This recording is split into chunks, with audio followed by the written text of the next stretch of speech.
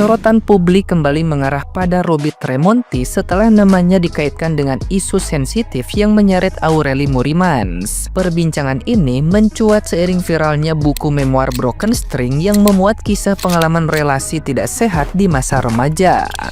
Meski tidak ada penyebutan nama secara langsung, spekulasi netizen yang budiman terus berkembang hingga akhirnya membuat Robby memutuskan angkat bicara setelah bertahun-tahun memilih diam. Ia merasa kesabarannya diuji karena selama belasan tahun namanya kerap diseret dalam narasi negatif tanpa kejelasan.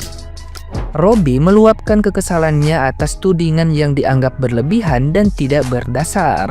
Ia membantah keras isu tersebut serta menegaskan tidak pernah melakukan hal seperti yang dituduhkan. Sikap bungkam selama ini diakuinya sebagai upaya menghindari konflik. Namun, situasi yang terus memanas dinilai telah merugikan dirinya secara pribadi dan profesional. Robby pun mulai mempertimbangkan langkah hukum terhadap pihak-pihak yang terus menyebarkan tuduhan. Reaksi netizen yang budiman pun terbelah. Sebagian menilai klarifikasi itu sebagai pembelaan diri, sementara lainnya justru menganggap sikap Robby semakin memicu kecurigaan publik. Nah, gimana nih menurut netizen yang terhormat? Silahkan berkomentar ya. Kamu yang mungkin ketrigger sama cerita Broken Strings, aku cuma mau bilang satu hal yang mungkin jarang kamu dengerin. Kamu luar biasa tahu, dengan semua yang kamu lewatin, dengan semua hal berat yang mungkin gak pernah kamu ceritain ke siapapun. Kamu masih ada di sini, masih bangun setiap hari, masih bertahan hidup walaupun capek. Kamu keren, bahkan saat kamu ngeras sendirian, bahkan saat gak ada yang tepuk tangan. Dan jujur aku bangga ngeliat kamu masih bertahan sejauh ini. Kalau hari ini kamu ngerasa kecil, tolong ingat keberadaan kamu di hari ini itu bukan kebetulan. Makasih ya kalau kamu masih berada di sini. Sekarang waktunya kamu istirahat ya, oke? Netizen yang baca buku Broken Strings kan udah tahu nih kayak kita suspek salah satu pelakunya itu siapa. Dan menurut gue pelakunya kalau misalnya emang dia mau cari aman sebenarnya dia bisa diem aja, bukan kepanasan sendiri. Menurut gue semakin kepanasan itu tuh kayak semakin memvalidasi bahwa lu lah pelakunya. Karena gampangnya kalau lu nggak merasa bersalah harusnya lu diem aja, kocak. Nah itu satu. Terus yang kedua, lu nggak usah lagi kepoin akun Instagramnya dia. Udah dianyepin aja karena itu adalah sesuatu hal yang dia suka, itu adalah sesuatu hal yang dia inginkan. Dia suka attention, dia suka perhatian apapun bentuknya, mau itu attention in a bad way, in a good way, dia suka. Jadi udah nggak usah dikepoin, karena apapun yang dia lakukan di masa lalu dan dia tidak mendapatkan hukuman apapun, itu menurut gue evil sih. Dan satu pertanyaan terakhir dari gue adalah Kak Seto di mana Kak? Mana aja Kak? Ya Allah. Gue udah baca bukunya Aureli Morimans yang judulnya Broken Strings yang super viral, dan katanya itu bukunya udah ditawarin sama PH-PH buat jadi film. Jadi Aureli, ini video buat lo. Gue ada 3 rekomendasi director yang menurut gue peduli dan aware juga sama isunya. Jadi kalau misalkan nanti jadiin film, ini bisa jadi suara bagi orang-orang yang suaranya nggak kedengeran, dan bisa jadi influence yang baik juga untuk memprotek diri kita, terutama memprotek perempuan. Ada 3. Yang pertama, yang pertama adalah Camilla Andini. Camilla Andini itu yang bikin film ini. Kalau lo tahu, bagus banget. By the way, Aureli, gue udah nontonin lo dari zaman Melbourne Rewind. Terus lo dulu main City Bling Bling kan, sinetron bareng sama El Rumi sama Stephen William. Anyway, terus habis itu yang kedua adalah Gina Esnur yang bikin 2 garis biru dan Like and Share. Dan Like and Share itu tentang TPKS, which is. Dan kalau yang cowok menurut gue Regas itu yang bikin Budi Pekerti sama Para Prasuk yang baru mau tayang. Jadi gue bener-bener gue nggak tahu gimana caranya Aureli bisa sekuat itu menghadapi itu semua. Gue nggak tahu, tapi girl, lo adalah orang yang kuat banget. Karena lo kuat, lo ibu yang kuat, nanti anak lo juga bakal dapet gift yang baik karena ibunya keren. So gue harap lo happy banget sekarang dengan suami lo, keluarga lo di sana. Oh my god, itu rekomendasi dari gue dari lubuk hati terdalam. Menurut gue 3 director itu the best. Tapi kalau nantinya bukan 3 director itu juga gak apa-apa. Tapi please, kalau misalkan difilmin, ini bakal jadi cara dimana you can use your voice for the voiceless. Untuk korban-korban di luar sana, Bobby lu. Aku baru selesai baca Broken String dan jujur aku hanya butuh sehari aja untuk baca ini karena tiap babnya itu sangat bikin penasaran, jadi aku nggak bisa jeda gitu buat bacanya. Buku ini nih bukan sekedar memoir dari sang penulis ya, tapi ini emosional yang dituangkan ke dalam tulisan tentang masa muda yang rapuh, tentang kesulitan mengambil sebuah keputusan yang benar. Dan hati-hati buat yang ingin niat baca buku ini karena ini banyak banget kalimat yang bikin triggering ya. Sama seperti kisahnya Fang Ziqi yang isinya itu vulgar, tanpa filter, ada grooming, ada manipulasi di dalam. Nah, aku bisa kasih kategori Broken String ini Fang Ziqi-nya versi Indonesia.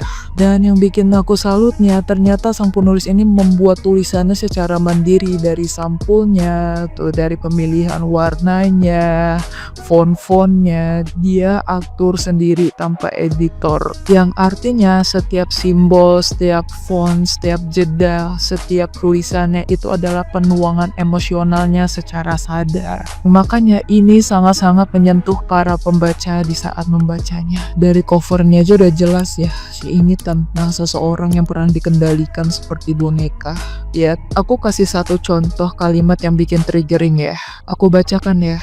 Aku berpikir mungkin kalau aku menuruti apa yang dia mau, dia akan berhenti meminta. Tapi justru sebaliknya. Setiap kali aku mengalah, dia ingin lebih. Dan ada narasi yang bikin aku sangat-sangat greget banget, yaitu narasinya seperti ini. Aku lebih baik daripada diludahi berkali-kali, karena itu menggambarkan sebuah penghinaan. Oke, sudah aku membahas Broken String-nya. Kalau kalian ingin membacanya, bisa ada di link bio-nya Aureli-nya langsung. Di situ ada PDF-nya, kamu bisa download. Broken Strings karyanya Kak Aureli ini adalah dokumentasi pengalaman yang traumatis yang sekaligus membuka mata kita bahwasannya praktik child grooming dan relasi abusive atau abusive relationship itu tuh marak terjadi tanpa kita sadari. Dan dari buku ini kita bisa mengambil sisi atau POV dari seorang korban, bagaimana rasa traumatis tidak bisa bersuara, tidak bisa melawan dari korban. Dan poin-poin penting yang gue ambil dari buku ini, yang bisa gue pelajari, yang bisa gue research ulang, itu adalah tentang grooming. Ternyata tuh bisa terjadi secara halus dan sistematis. Jadi grooming itu nggak melulu tentang yang langsung berbuat kasar, langsung dikata-katain segala macam, nggak kayak gitu.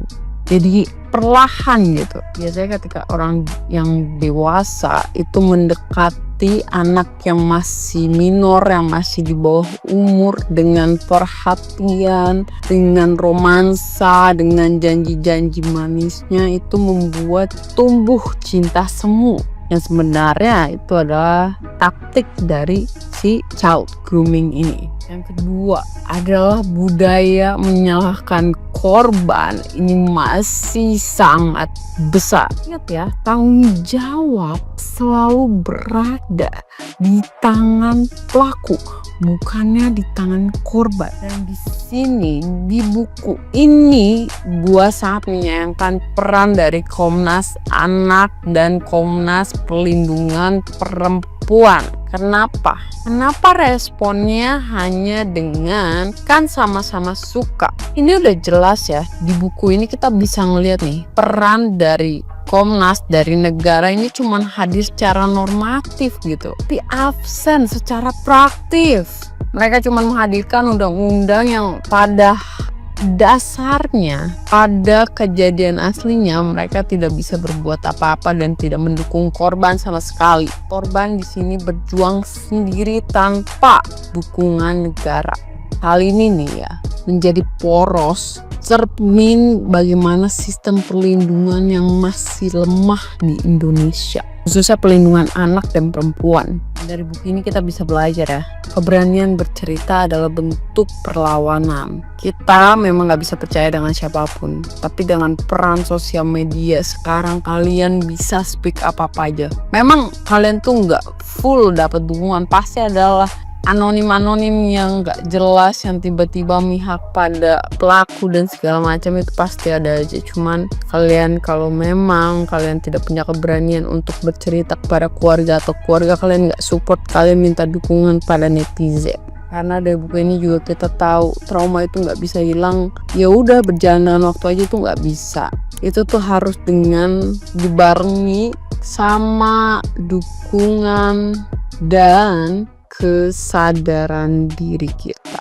Dan buat kalian yang sekiranya mempunyai teman ataupun keluarga yang menjadi korban child grooming, kalau mereka butuh cerita dan butuh tempat bersandar, cobalah jadi orang yang baik pertama kali, karena mungkin kalian adalah alasan mereka hidup.